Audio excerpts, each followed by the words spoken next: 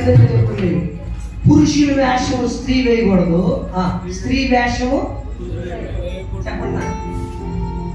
కొంతమంది పురుషులు చెవులు కుట్టించుకుంటారు, అది శాపం. చెప్పండి, అదేంటి? పురుషుని వేషం ఎవరు వేయకూడదు, స్త్రీ వేషం ఎవరు వేయకూడదు.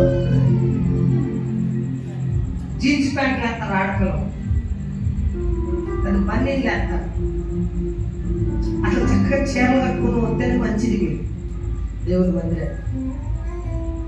నిజం, ఆడపిల్లలు మీరు కూడా ఇక మన ఈ మధ్యకాలంలో ఒక ఫోటో స్టార్ట్